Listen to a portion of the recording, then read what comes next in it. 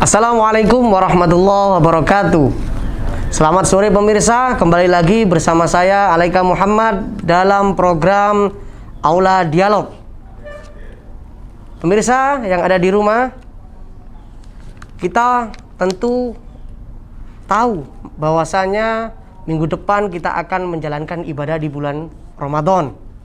Yang jelas yang berbeda dan unik di bulan Ramadan adalah sholat sunnah tarawih. Sebagaimana tahun kemarin sholat sunnah tarawih ada pembatasan dan bahkan ditiadakan karena alasan PPSB atau PSBB. Sehingga pada hari ini, pada tahun ini 2021 masih tetap dalam masa pandemi. Akan tetapi Menteri Koordinator Pembangunan Manusia dan Kebudayaan yakni Bapak Muhadjir Effendi mengungkapkan pelaksanaan sholat tarawih boleh dilaksanakan di rumah ataupun di masjid ataupun di luar manapun secara berjamaah, namun ada aturan-aturan tertentu yang dibuat oleh pemerintah. Seperti apa modelnya kegiatan di bulan Ramadan pada tahun ini, bahkan sholat tarawih, sholat Idul Fitri, dan bagaimana tanggapan narasumber kita tentang aturan pemerintah khususnya Menteri Agama yakni Gus Yakut Khalil Qomas. Hari ini saya mengundang narasumber dari Pondok Pesantren Miftahus Sunnah yakni Gus Muzaki Amani. Assalamualaikum Gus. Assalamualaikum. Saya akhirnya gini seakan-akan kayak keren gitu Gus. Gimana kabarnya Gus? Sehat Gus? Alhamdulillah dalam keadaan sehat-sehat. Ramadan insya Allah sudah siap Gus ya? Insya Allah. Kegiatan pesantren Miftahus Sunnah Insya Allah akan tetap berlangsung. Dibuka umum Gus? Ya mungkin kalau untuk umum bisa melalui media-media yang ada, Zoom Iya. dan yang lain-lain. Oke. Tapi santri tetap masuk ya Gus ya? Oke. Menggunakan protokol kesehatan pastinya. Pastinya seperti itu. Oke. Taraweh tahun kemarin berbeda Gus dengan taraweh hari ini meskipun dalam nuansa corona. Corona atau COVID-19. Iya. Ini kita membahas tentang kegiatan di bulan Ramadan baik tarawih ataupun sholat Id berjamaah nanti Gus. Yang pertama yakni mengenai aturan sholat tarawih di masjid secara berjamaah. Ada 3 aturan sebagaimana Menteri Bapak Muhadjir Effendi mengungkapkan. Yang pertama adalah protokol kesehatan harus dilaksanakan dengan sangat ketat. Ini bagaimana Gus tanggapannya Gus Muzaki? Saya kira agama kita juga telah mengajarkan kepada kita agar senantiasa tetap menjaga keselamatan jiwa kita. Baik. Jadi bagaimanapun juga meskipun alhamdulillah pada tahun ini sudah diperbolehkan, Iya. tapi tidak serta-merta kemudian mengabaikan aturan-aturan protokol kesehatan yang justru untuk demi menjaga keselamatan dan kesehatan kita. Iya. Menurut penafsiran Gus Muzaki mengenai protokol yang sangat ketat itu bagaimana Gus? Gambarannya gitu. Ya, saya kira seperti yang sudah sosialisasikan saat ini ya 3M itu. 3M. Ya. Jadi tetap memakai masker, kemudian tetap menjaga jarak dan kebersihan tangan. Oh. Berarti protokol itu tetap dilakukan ya sebagaimana biasanya. Iya. Nggak ada aturan yang lain yang mengatakan yang perlu digarisbawahi ini sangat ketat itu 3M itu aja ya, Gus ya. Oke. Mengenai aturan kedua Gus. Iya. Aturan kedua ini sholat tarawih di masjid dengan peserta atau jamaah yang hanya terbatas pada komunitasnya atau di lingkup komunitas. Dengan begitu jamaah dari luar lingkup komunitas diminta untuk tidak diperbolehkan mengikuti tarawih di komunitas itu. Lah, ini Gus Muzaki biasanya banyak job-joban imam tarawih di luar Gus. Ini kan berarti di luar komunitasnya. Misalkan saya ngundang Gus Muzaki di musola saya, nggak bisa dong Gus. Ya, saya kira kalau untuk masalah itu kan kebutuhan Iya. kebutuhan masjid atau kebutuhan musola, untuk menghadirkan barangkali biar ada suasana Yang baru. ada hal baru yang bisa disampaikan kepada masyarakat sekitar. Jadi yang dari luar tetap diperbolehkan, walaupun hanya itu imam gitu ya. Iya, ya saya kira pastinya ada pengecualian yang ya seperti itu, karena bisa ada kemungkinan suatu lingkungan yang mana tokoh masyarakatnya itu ya terbatas barangkali. Oh, seperti itu, tokoh masyarakatnya terbatas, akhirnya ambil sumber daya dari luar, imam ataupun penceramah gitu Gus ya. Oke, untuk yang selanjutnya Gus, mungkin ada biasanya warga yang kerjanya sampai malam, akhirnya dia juga ingin ikut ikut sholat tarawih secara berjamaah, akhirnya kalau ke rumah nggak nyampe waktunya, akhirnya sholat di tempat ibadah umum. Itu bagaimana tanggapan tentang aturan yang seperti ini Gus? Untuk masalah ini saya kira bisa memanfaatkan sarana untuk kita melaksanakan sholat tarawih kan tidak harus berupa masjid. Iya. Ada musola-musola setempat yang justru jumlahnya sangat banyak. Saya kira kalau kita memanfaatkan fasilitas-fasilitas yang seperti itu bisa menghindari penumpukan jamaah. Berarti maklumat atau opini dari Pak Muhajir Effendi ini sedikit kontradiktif berarti Gus ya? Ya mungkin itu secara umumnya. Secara umumnya, tapi praktek di lapangan kan berbeda. Bisa disesuaikan yang sekiranya juga tidak berbenturan dengan apa yang sudah disampaikan oleh Menteri PMK. Oke. Iya, karena di sini juga ada statementnya yang di peraturan kedua ini, jamaah memang sudah dikenali satu sama lain, sehingga jamaah yang tidak dikenal atau asing ya mohon supaya tidak diizinkan untuk mengikuti sholat jamaah. Itu ada statement akhirnya seperti itu. Bagaimana Gus? Ya, saya kira kalau contoh seperti yang Mas Alex sampaikan tadi, seperti orang yang di tempat kerja dan sebagainya, sepertinya sudah ada fasilitas yang diberikan atau yang memang difasilitasi oleh tempat kerjanya. Akhirnya bikin tarawih sendiri di tempat kerja gitu ya. Oke. Jadi pemirsa yang ada di rumah, kalau mau sholat tarawih ya sholat tarawih di komunitasnya saja gitu ya. Jadi seumpama nggak bisa mencukupi waktunya di rumah, bisa ke tempat kerjanya masing-masing agar tidak di tempat ibadahnya orang lain gitu ya. Oke Gus, ini statement terakhir mengenai aturan sholat tarawih. Pada prinsipnya pemerintah meminta agar melaksanakan sholat tarawih dibuat sesederhana mungkin sehingga waktunya tidak terlalu panjang karena masih dalam kondisi darurat atau pandemi COVID-19 ini. Nah, ini yang menjadi permasalahan kaum Nahdien, warga NU. Kemarin banyak yang tarawih itu asalnya 20 rakaat menjadi 8 rakaat karena waktu ini Gus. Gimana pendapatnya ketika di tahun 2021 ini Gus? Saya kira cukup berbeda ya. Kalau tahun yang sebelumnya itu memang sangat diperketat. Iya. Bahkan ada himbauan yang memang menyatakan hampir sama sekali tidak diperbolehkan. Sedangkan tahun ini karena memang kondisi sudah berubah, kemudian pelaksanaan vaksinisasi masyarakat juga sudah berjalan dengan baik.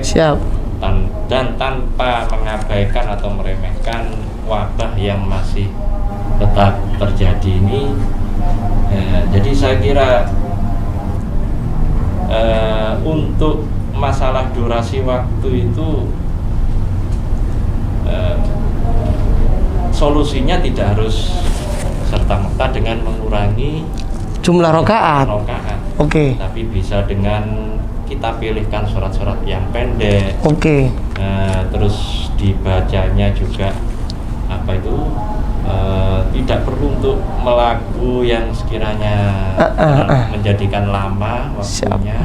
Ya saya kira Oke. Kalau Gus sendiri seumpama ada undangan imam sholat tarawih ketika itu 20 rakaat terus disuruh 8, Gus menerima yang 8 rakaat atau tetap 20 rakaat? ya ini apa, bisa jadi karena memang pada dasarnya aturan jumlah sholat tarawih itu untuk kita kan karena ada dasar dari kebijakan sahabat Umar. Oke. Siap. Sehingga ya saya kira tidak perlu untuk begitu mempermasalahkan. Siap. Terima kasih Gus. Ya. Oke, pemirsa, itulah tadi pembahasan kita mengenai aturan sholat tarawih di masa pandemi COVID-19 pada tahun 2021 ini. Oke, kita rehat sejenak, jangan kemana-mana, sampai pada pesan-pesan berikut ini.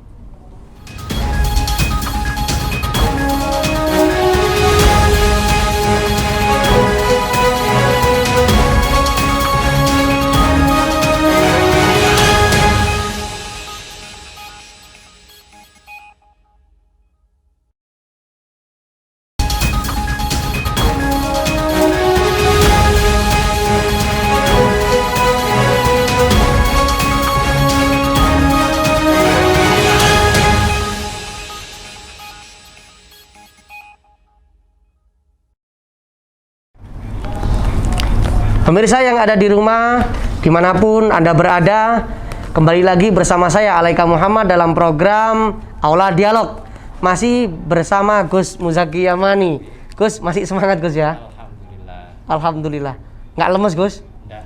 Kalau lemes nanti produsernya yang saya marahi Gus. Kok nggak dikasih minum dari tadi juga? Saya juga nyambat ini Gus. Gus, masih tetap Gus permasalahan mengenai kegiatan di bulan Ramadan. Juga hari ini yang biasanya rawan kerumunan itu adalah sholat tarawih, sholat Idul Fitri juga. Itu kan potensi kerumunannya tinggi. Apalagi setelah Idul Fitri itu Masya Allah kan Gus. Nah ini Pak Muhajir Effendi selaku menteri juga ikut cawe-cawe lagi tentang bagaimana aturan sholat Idul Fitri. Yaitu yang pertama diizinkan melaksanakan sholat Idul Fitri di luar rumah, yang artinya semua tempat atau space sholat Idul Fitri baik di jalan raya ataupun di masjid itu diizinkan. Yang kedua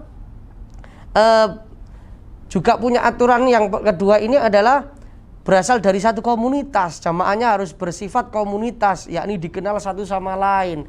Nah ini yang menjadi permasalahan Gus. Yang menjadi permasalahan bagaimana, padahal ini kan mudik sudah dilarang sementara ini, masih ada peraturannya ya. Nah bagaimana dengan orang yang sudah nekat mudik dan terlanjur pulang, dan itu bukan komunitasnya, hanya pulang ke rumah orang tuanya, terus dia juga ikut sholat id di komunitas tersebut. Pandangannya Gus Muzaki bagaimana? Pertama yang ingin saya tanggapi itu ya terkait masalah praktek sholat Idul Fitri atau sholat id secara umum ya. Saya kira tradisi yang sudah biasa kita saksikan bersama, untuk sholat id ini masyarakat kita itu sudah terbiasa dengan pelaksanaan sholat id. Ada yang di masjid sampai meluber ke jalan raya. Ada juga yang langsung sholat di tempat terbuka, lapangan gitu ya, dan lain sebagainya. Saya kira justru ini lebih memudahkan bagi kita untuk menerapkan apa yang dianjurkan oleh Bapak Menteri PMK. Karena dengan cara seperti itu justru untuk menjaga jarak ini lebih bisa diatasi. Gimana nanti Gus strateginya gitu? Ya karena sudah tidak terfokus di dalam ruangan masjid. Iya.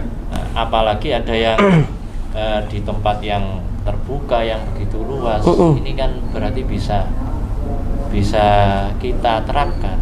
Hanya memang perlu bantuan atau ketelitian dari pengurus masjid, terus bantuan juga dari pejabat desa setempat, yaitu untuk bisa lebih menertibkan lagi. Siap. Ini juga Bapak Muhajir Effendi juga mengingatkan kepada kita semuanya bahwasanya untuk menghindari potensi kerumunan saat berangkat menuju lokasi sholat dan pulang ibadah, membahas tentang tradisi pasca sholat Idul Fitri. Biasanya orang-orang itu setelah sholat Id itu kan Allahumma sholli ala Muhammad kan gitu, salaman lah. Karena maaf-maafan ini. Idul Fitri itu identik dengan maaf-maafan. Gimana Gus untuk mengkondisikan ya maaf-maafannya seperti apalah nanti gambarannya, bayangannya gitu. Ya saya kira tradisi untuk saling kita bermaaf-maafan itu nggak harus kita hilangkan. Karena memang itu momen yang sangat penting dan memang waktu yang sangat pas bagi kita ya. Apalagi Idul Fitri kan untuk membersihkan jiwa kita. Benar. Setelah kita berpuasa penuh dalam bulan Ramadan. Adapun untuk prakteknya saya kira insya Allah masyarakat kita sudah, ini pandemi kan sudah begitu lama. Jadi masyarakat sudah tidak asing lagi dengan cara-cara yang selama ini memang dianjurkan. Ya seperti jarak jauh, mengucapkan salam jarak jauh dan lain sebagainya. Ya saya kira itu bisa untuk. Berarti maaf-maafannya cukup kayak tadi kita gitu Gus ya. Atau gini gitu ya. Iya kayak biasanya. Berarti ya tetap dilaksanakan maaf-maafan setelah sholat, baik itu nanti di kampungnya atau di mana gitu ya, meskipun tidak boleh mudik gitu Gus ya. Iya, pemerintah sudah melarang. Iya. Ya, untuk mudik. Rencananya Gus mudik apa enggak? Enggak kayaknya ya. Saya tidak kemana-mana. Asli sini kayaknya. Suami istri di sini berarti ya. Oke siap. Enak kalau saya mudiknya jauh Gus, di luar pulau. Ya Gus, ini benar-benar menjadi penekanan bagi Menteri PMK Prof. Muhajir Effendi mengatakan hindari betul kerumunan. Hindari betul kerumunan berarti menghindari keramaian juga. Kan gitu. Ini kan Gus Muzaki juga domisilinya di Pondok Miftahus Sunnah. Banyak nanti akhirnya masyarakat itu yang sowan, unjung-unjung, riyoyowan. Ya, gimana Gus? Agar dicontoh oleh pesantren lain, agar sowannya itu mematuhi protokol kesehatan atau memang benar-benar tidak menerima tamu gitu Gus? Kalau merujuk ke pengalaman tahun sebelumnya memang dari pesantren mencegah tamu-tamu untuk istilahnya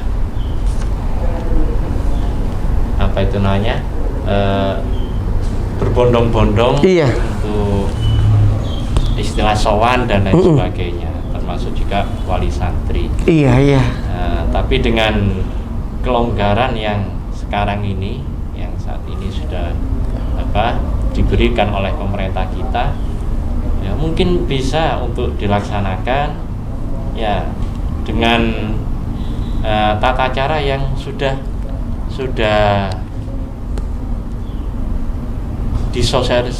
disosialisasikan oleh pemerintah kita. Maksimal berapa orang yang boleh masuk untuk bergantian di ruang tamunya Gus nanti? Ya saya kira itu kondisional ya. Kondisional. Sesuai bentuk ruangan dan 50 cukup Gus? Kalau 50 saya kira kebanyakan. Kebanyakan. Nggak sebesar itu. 20 gitu Gus ya? Ya 10. 10, oke. Berarti nanti kalau sudah ada 10 orang masuk terus saya di luar, saya dimasukkan apa nunggu dulu Gus? Ya Nunggu di luar Gus ya. Barangkali kenal saya terus saya dimasukkan. Oh Pak Salek monggo gitu, enggak ya? Nunggu giliran tetap mematuhi protokol Gus ya. Oke, itulah tadi pemirsa. Ternyata banyak aturan atau protokol yang benar-benar diatur sedemikian rupa oleh para pemegang atau pengelola pesantren juga, termasuk pesantren Miftahus Sunnah. Mungkin pesantren-pesantren lain juga bisa mencontoh ketika nanti ada tradisi sowan atau riyoyoan di yang dilakukan oleh wali santri atau para tamu jamaah dan lain sebagainya Gus ya di pesantren. Oke, itulah tadi segmen kedua yang membahas mengenai aturan sholat Idul Fitri. Mungkin pemirsa jangan kemana-mana, tetap pada bagaimana sih nanti aturan selama kegiatan selama bulan Ramadan. Jangan kemana-mana, kita tetap ikut program Aula Dialog sampai pada pesan-pesan berikut ini.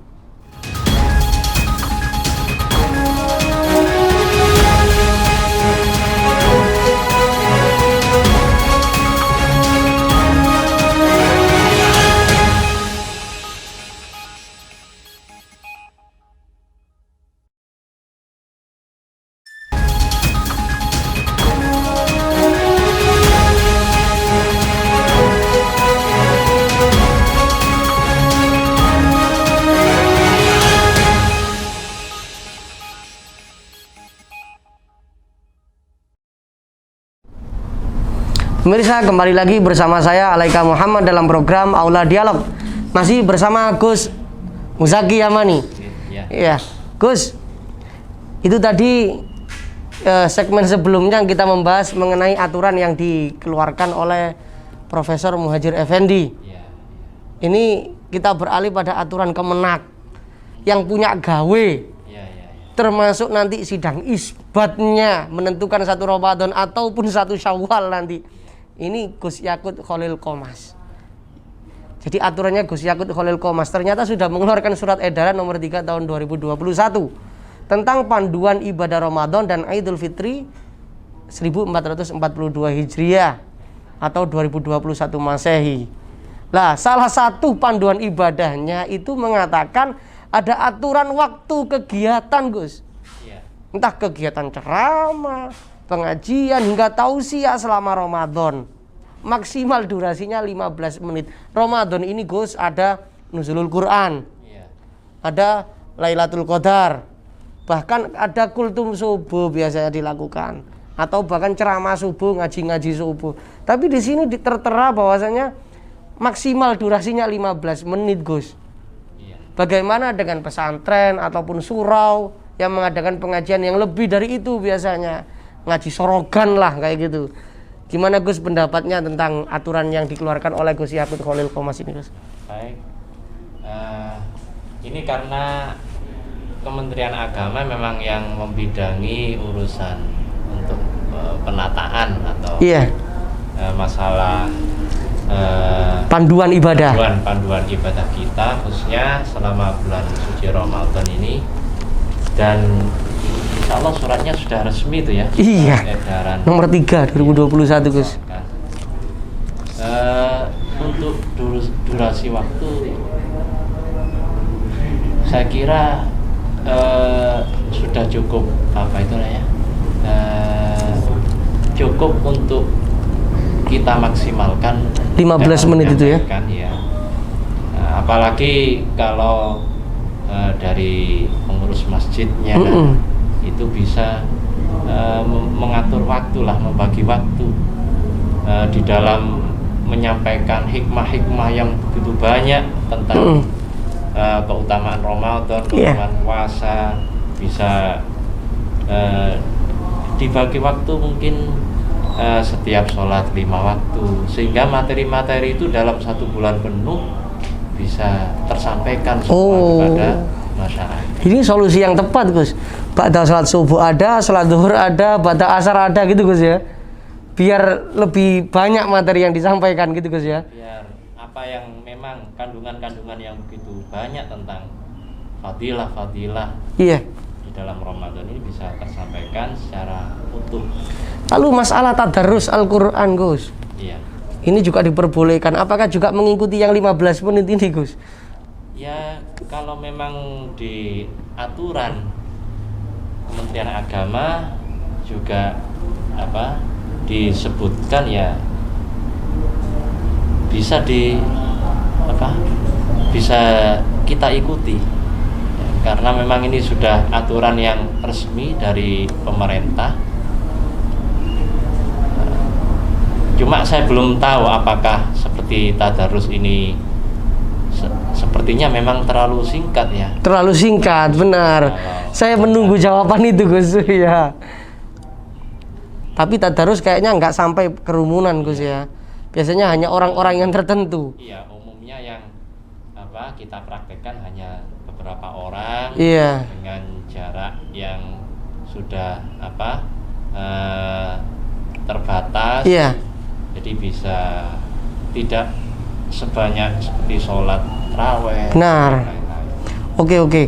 Berarti untuk kegiatan selama bulan Ramadan, kultum, ceramah, nuzul Quran atau Lailatul Qadar itu hanya 15 menit gitu.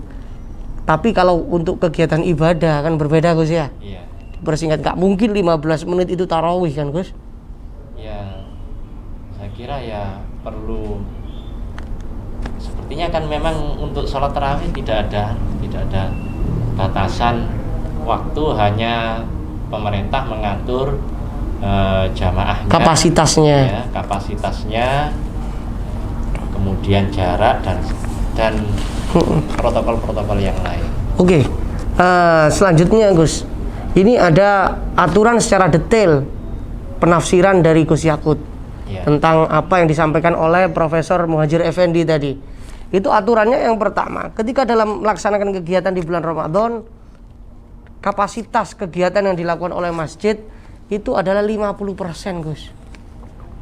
Entah itu di masjid atau musola, misalkan 100 kapasitasnya, berarti harus 50 orang. Lalu 50 ini dikemanakan, Gus? Iya kan gitu. Ini kan juga bermasalah. Gus Yakut melontarkan dalam surat edarannya bahwasanya ini 50%. Lah 50% yang lainnya dikemanakan? Padahal ketika awal-awal Ramadan selalu banyak kan? Ya seperti Piala Dunia lah, dari banyak ke sedikit gitu. Iya kan gitu. Ini bagaimana, Gus? Pendapatnya jenengan? Ini menjadi solusi atau malah menjadikan jamaah itu semakin nggak semangat untuk ibadah gitu? Ya, saya kira untuk masalah jumlah yang sudah diperjelas menjadi 50% itu sepertinya kita bisa mempraktekkan cukup dengan aturan jarak yang, karena belum tentu setelah kita menerapkan jamaah dengan jarak yang sesuai aturan itu kemudian hanya tertampung 50%. Berarti lebih dari 50% boleh, Gus ya? Ya, ketika jarak yang sudah kita tetapkan, jaga jarak, itu memang sudah terpenuhi. Iya. Nggak masalah. Iya. Maafi muskilah gitu ya. Saya lebih sepakat gitu. Kalau Gus Muzaki gimana? Ya bisa dengan apa itu namanya? Kita membuat pelebaran area. Iya.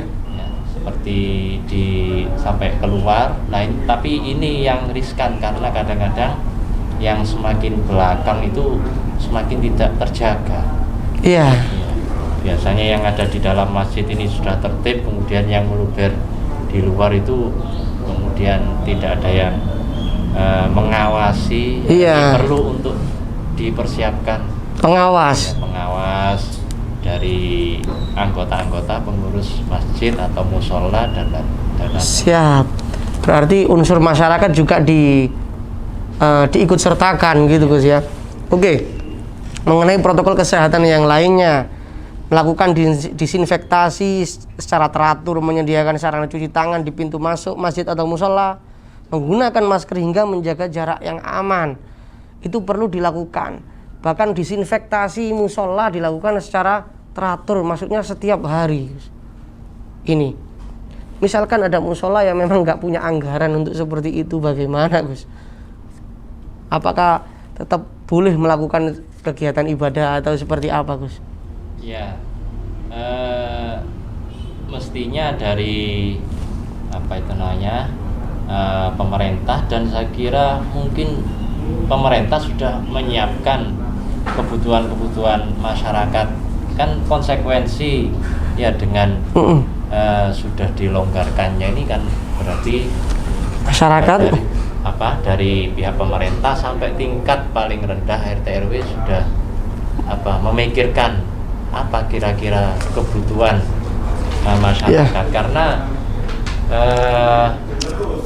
masyarakat kita itu tahun kemarin sudah istilahnya ngempet, ikut-ikutan. Ya, ngempet ketika sudah tertahan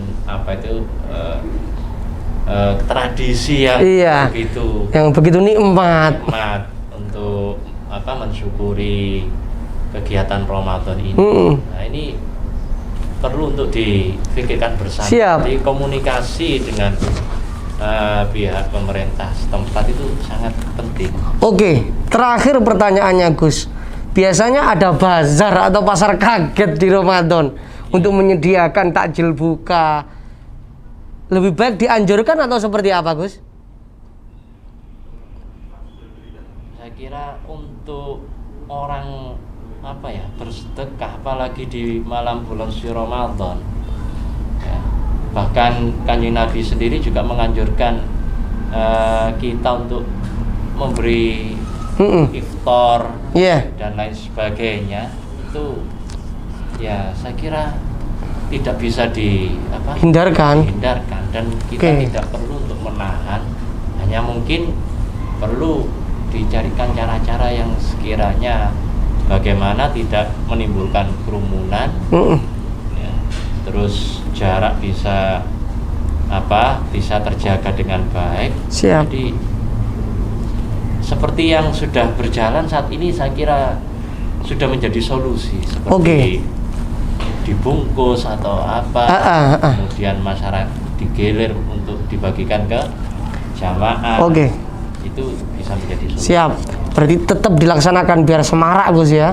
Tetap mematuhi protokol kesehatan. Ya, itulah tadi statement dari Gus Muzaki Yamani mengenai aturan dari Kementerian Agama, sehingga para pemirsa jangan ragu lagi untuk melakukan ibadah dan menyemarakkan kegiatan di bulan Ramadan.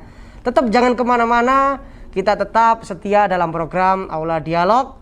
Kita rehat sejenak sampai pesan-pesan berikut ini.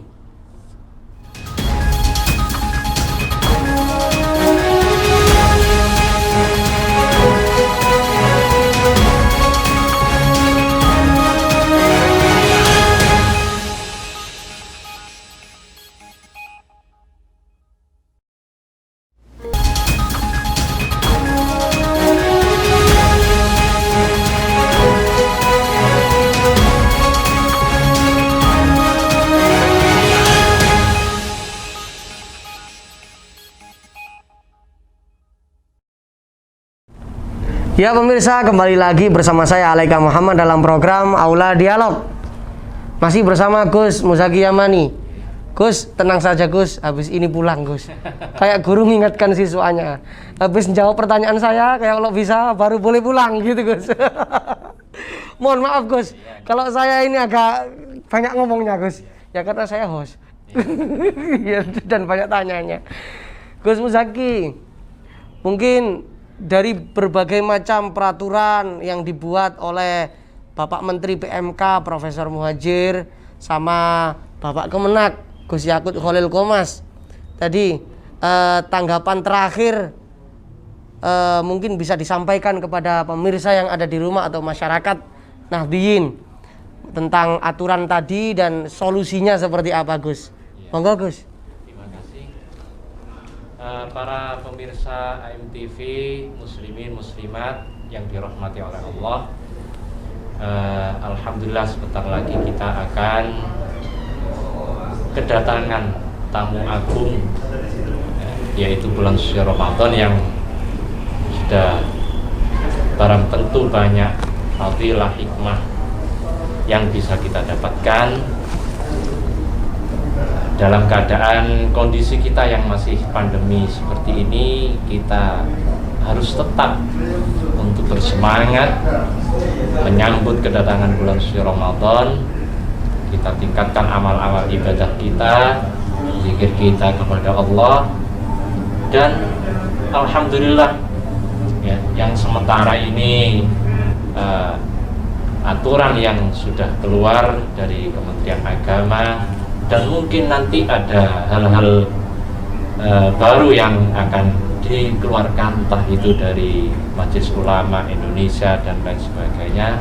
Mungkin saat ini masih kita tunggu-tunggu dan kita nanti-nanti, tanpa mengurangi kesemangatan kita. Kita tetap seyogyanya menjalankan semua itu dengan mematuhi apa yang sudah ditetapkan, yaitu menjaga kondisi kita, menyelamatkan diri kita, nyawa kita. Bagaimanapun itu juga merupakan perintah dalam agama kita, sehingga kita tetap dengan khidmah, khusyuk dan semangat di dalam melaksanakan sholat taraweh, tadarus, dan jamaah-jamaah sholat yang lain, dengan tetap menjaga aturan-aturan, dan juga perlu hal-hal yang mungkin butuh untuk diselesaikan, kita komunikasikan dengan pihak-pihak pejabat setempat.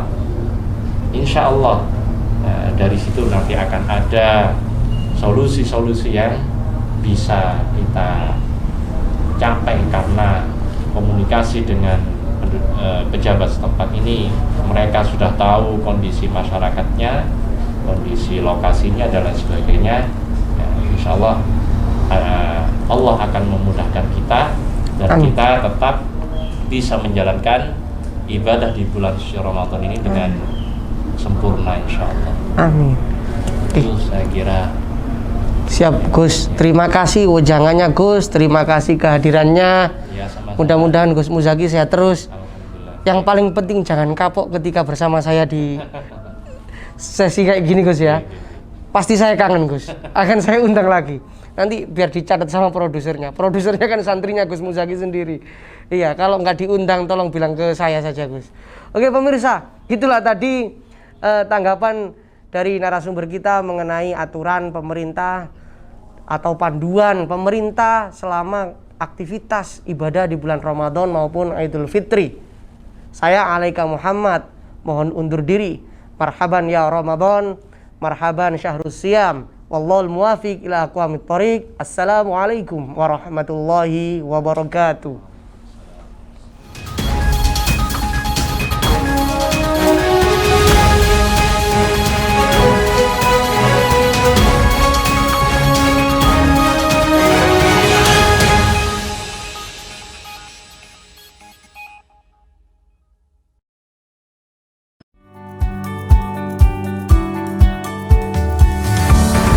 Assalamualaikum warahmatullahi wabarakatuh. Nahdlatul Ulama sedang menuju kebangkitan abad kedua. Maka sudah saatnya Nahdlatul Ulama untuk melakukan mi'raj digital. Karena itu, selamat atas lahirnya AMTV untuk umat, untuk warga Nahdliyin di Indonesia. AMTV menuju era digital. Saya Ahmad Muzaki, Sekretaris PBNU Jawa Timur. Wassalamualaikum warahmatullahi wabarakatuh. Setiap pagi, harapan baru datang menyinari. Bersiaplah, angkat secangkir semangat, kopi kapal api. Mulailah beraksi, menyatu dalam kebersamaan, lampaui masa depan. Hirup aromanya. Temukan inspirasinya. Berkolaborasi